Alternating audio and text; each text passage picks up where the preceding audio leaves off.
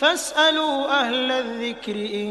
كنتم لا تعلمون ওয়ালাইকুম আসসালাম রহমতুল্লাহি ওবারাকাতু।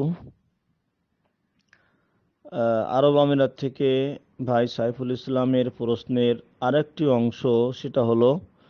যে নিকটবর্তী আত্মীয় স্বজন বা নিকটবর্তী আপনজন মারা গেলে তাদের জন্যে বা তাদের পক্ষ থেকে জীবিতদের জন্য কি করণীয়, যা শরীয়তসম্মত, যার উপকারিতা মৃত্যু ব্যক্তিরাও পাবেন এবং জীবিত যিনারা করবেন তারাও এর থেকে ফায়দা এবং উপকার লাভ করবেন, এমন শরীয়তসম্মত কি কি করণীয় রয়েছে। সম্মানিত ভাইকে সুন্দর প্রশ্ন আরোপ করার জন্য তাকে ধন্যবাদ। বিসমিল্লাহ ওয়াসসালাতু ওয়াসসালামু আলা রাসূলিল্লাহ ওয়া আলা আলিহি ওয়া সাহবিহি ওয়া মান ওয়ালা। যেমনটি প্রথম অংশে আমি ভূমিকা স্বরূপ ব্যক্ত করেছিলাম যে আমাদের ইসলাম ধর্ম স্বয়ংসম্পূর্ণ এবং পরিপূর্ণ মানব জাতির জন্যে বা জিন ইনসানের জন্যে কিয়ামত পর্যন্ত সকল মানুষের জীবন সংশ্লিষ্ট সকল বিষয়ের পরিপূর্ণ এবং স্বয়ংসম্পূর্ণ বিধিবিধান সম্বলিত দিন এবং জীবন ব্যবস্থার নামই হচ্ছে দ্বীনুল ইসলাম, ইসলাম ধর্ম, যেখানে আল্লাহ সুবহানাহু ওয়া তাআলার পক্ষ থেকে তার বান্দা বান্দীদের জন্যে যত কল্যাণের বিষয় আছে সেগুলো স্বয়ংসম্পূর্ণ করা হয়েছে এবং এবং যা কিছু খারাপ এবং ক্ষতিকর বিষয় রয়েছে সেটা থেকেও আল্লাহ সুবহানাহু ওয়া তাআলা এবং রাহমাতুল লিল আলামিন আমাদের প্রিয় নবী সাল্লাল্লাহু আলাইহি সাল্লাম সেটা থেকে আমাদেরকে সতর্ক করেছেন এবং সেটা থেকে বিরত থাকার জন্য তিনি আমাদেরকে আল্লাহ সুবহানাহু ওয়া তাআলা এবং তদীয় রাসূল সাল্লাল্লাহু আলাইহি সাল্লাম আমাদেরকে নিষেধ করেছেন।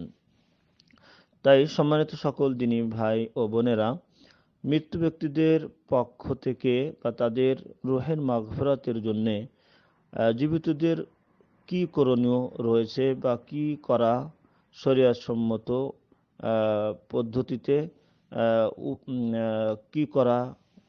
জায়েজ আছে, এ বিষয়ে আমরা যদি কোরআন এবং হাদিসের দিকে ফিরে আসি তাহলে এ সংক্রান্ত বিষয়ে নবী করিম সাল্লাল্লাহু আলাইহি ওয়াসাল্লাম এবং তার পূর্বে মহান আল্লাহ সুবহানাহু ওয়া তাআলার পক্ষ থেকে কোরআনুল কারীমে যা কিছু বর্ণিত হয়েছে এবং রাসূলুল্লাহ সাল্লাল্লাহু আলাইহি ওয়াসাল্লামের জীবন আদর্শে কওলি, ফি'লি এবং তাকরিরি, নবী সাল্লাল্লাহু আলাইহি ওয়াসাল্লামের নিজের আমল থেকে, তার আদেশ থেকে এবং শিক্ষা থেকে এবং তার সম্মতি থেকে যা কিছু বর্ণিত হয়েছে তা সে সংক্রান্ত আয়াত এবং হাদিসগুলি যদি আমরা একত্র করি তাহলে আমাদের কাছে যে কয়টি বিষয় শরীয়তসম্মতভাবে করার বৈধতা পাওয়া যায় তা হচ্ছে আদ-দুআ ওয়া সাদাকা ওয়াল উমরাতু ওয়াল হাজ্জু বাদলান আনিল মাইয়িত, যে মৃত্যু ব্যক্তিদের জন্য দোয়া করা, তাদের পক্ষ থেকে দান সাকাত করা, তাদের পক্ষ থেকে বদলি, হজ এবং উমরা করা। এই চারটি বিষয় জীবিতদের পক্ষ থেকে মৃত্যু ব্যক্তিদের উপকারের জন্য করা কোরআন এবং হাদিস দ্বারা প্রমাণিত। এর বাইরে যত কাজ বা যে সমস্ত বিষয় করা হয়ে থাকে সেটার দলিল এবং নস অবর্তমান থাকার কারণে সেটা যদি শরীয়তের বিপরীতে চলে যায় তখন সেটা বিদআতে পরিণত হয়ে থাকে। তাই মৃত্যু ব্যক্তিদের জন্য সব থেকে বেশি এবং বেশি উপকারী হচ্ছে তাদের জন্য দোয়া করা, যে কথা আল্লাহ সুবহানাহু ওয়া তাআলা পবিত্র কোরআনুল কারীমে সুন্দরভাবে মৃত্যু ব্যক্তিদের পক্ষ থেকে জীবিতদের করণীয় হিসেবে তিনি যে বিষয় নাযিল করেছেন সেটা হচ্ছে তাদের জন্য দোয়া করা। যেমনটি আল্লাহ সুবহানাহু ওয়া তাআলা বিশেষ করে পিতামাতার জন্য তিনি দোয়া শিখিয়েছেন সন্তানদের পাঠের জন্য, রব্বানা গফিরলি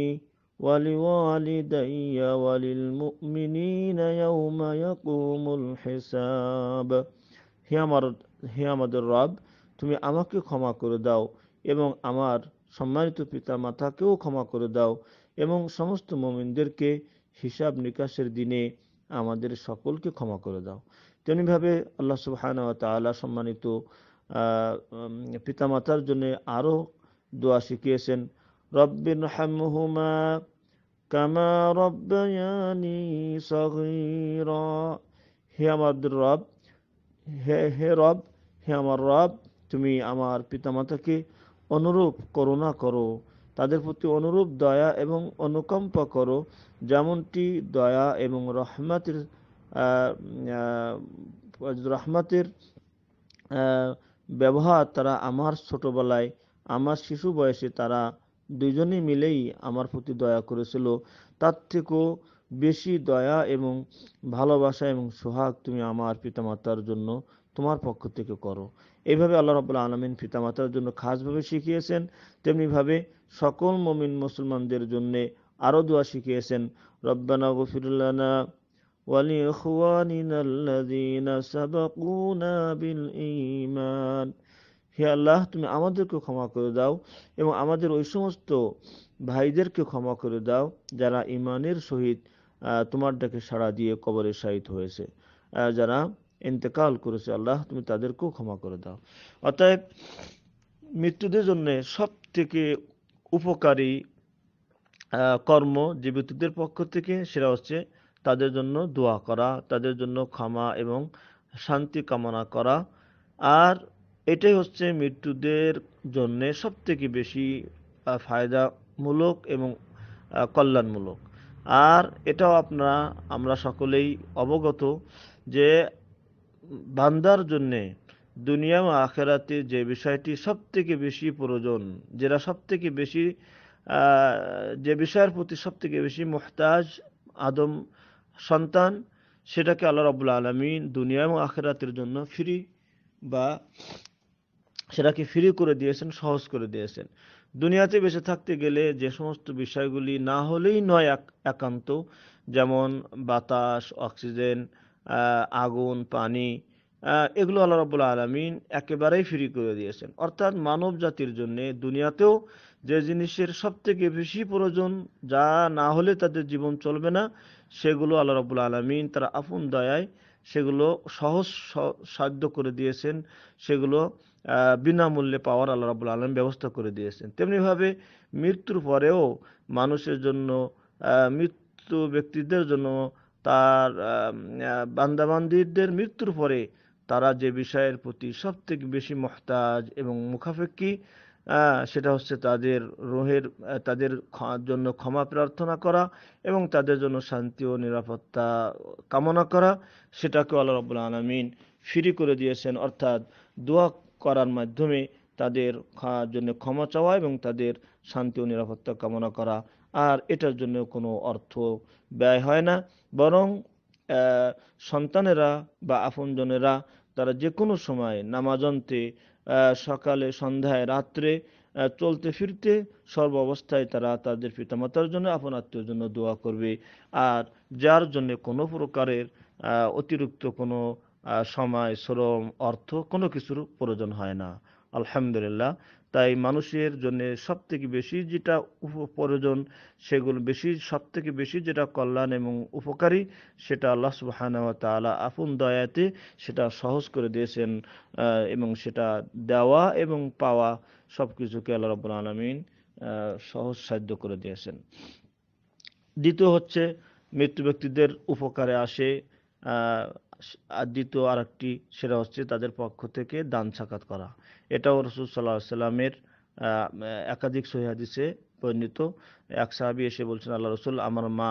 হঠাৎ করে মারা গেছেন, যদি তিনি কথা বলার সুযোগ পেতেন ওসিয়াত করার, তাহলে অমুক বাগানটি তিনি আল্লাহ রাস্তায় দান করে যেতেন। আমরা যদি এখন তার পক্ষ থেকে এটা দান করি,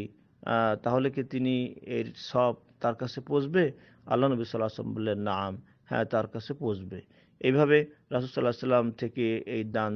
দানের যে হাদিসগুলি এসেছে, সেখান থেকে বোঝা যায় যে মৃত্যু ব্যক্তিদের পক্ষ থেকে যদি দান করা হয়, আপনজনের পক্ষ থেকে, তাহলে সেই দানের সওয়াব মৃত্যু ব্যক্তিরা মৃত্যুর পরও তাদের আমলনামায় যোগ হতে থাকে, হয়ে থাকবে। 3 নম্বর হচ্ছে তাদের পক্ষ থেকে বদলি হজ এবং উমরা করা, যেটা রাসূল সাল্লাল্লাহু আলাইহি সাল্লামের থেকে অনুমতি পাওয়া যায়। তাই সম্মানিত সকল দিনী ভাইয়েরা,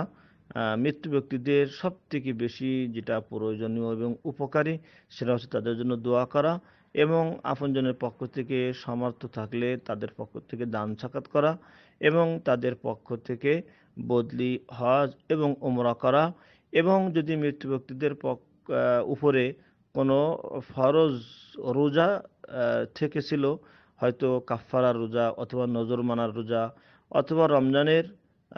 কিছু কাজা রোজা যা তার জীবদ্দশাতে কাজা ছিল রমজানের, সেই সমস্ত রোজা তার আপনজনেরা রেখে দিবে, যেটা তার পক্ষ থেকে তার প্রতি ইহসান স্বরূপ। যদিও এটা তাদের জন্য ফরজ নয় পরিবার পরিজনের উপরে, তবে এটা তাদের পক্ষ থেকে রেখে দেওয়াটা মৃত্যু ব্যক্তির জন্য উপকারী, বা এদের পরিবারের উপরে পরিবার পরিজনদের জন্য দায়িত্ব এটা, তবে বিষয়টি ফরজ না, তবে পালন করে দেওয়াটাই মৃত্যু ব্যক্তিদের পক্ষ থেকে জীবিতদের জন্য করণীয়র মধ্যে এটা রয়েছে। তাই শরিয়ত সম্মত যে উপায় এবং আমল রয়েছে সেটার মাধ্যমে যদি আমরা মৃত্যু ব্যক্তিদের প্রতি ইহসান করার, তাদের প্রতি সহানুভূতি করার এবং তাদের কল্যাণের দিকে আগে আসি আল্লাহ সুবহানাহু ওয়া তাআলার বিধান অনুপাতে এবং রাসূলুল্লাহ সাল্লাল্লাহু আলাইহি সাল্লামের সুন্নাহ এবং আদর্শ অনুপাতে, তাহলেই এটার দ্বারা আমরা জীবিতরা যেমন সওয়াব পাবো, তেমনি যাদের জন্য আমরা এটা করব, মৃত্যু আমাদের আপনজন যারা দুনিয়া ত্যাগ করে সমস্ত আমলের ক্ষমতা হারিয়ে যারা অসহায় কবরে শায়িত হয়েছেন, তারাও এটার দ্বারা উপকৃত হবেন, বা আমাদের এই সমস্ত শরিয়ত সম্মত এই সমস্ত কাজের মাধ্যমে তারা কবরে এটার দ্বারা উপকৃত হবেন, এটার কল্যাণ তারা প্রাপ্ত হবেন। কিন্তু আল্লাহ সুবহানাহু ওয়া তাআলার বিধানকে অমান্য করে রাসূল সাল্লাল্লাহু আলাইহি সাল্লামের সুন্নাতকে বাদ দিয়ে যদি আমাদের মন গড়া অথবা শয়তান থেকে আবিষ্কৃত বিভিন্ন বিদআতমূলক পন্থায় নীতিমালা গ্রহণ করে যদি আমরা মৃত্যু ব্যক্তিদের উপকার দেওয়ার বা করার অপচেষ্টা করি, তাহলে তারা তো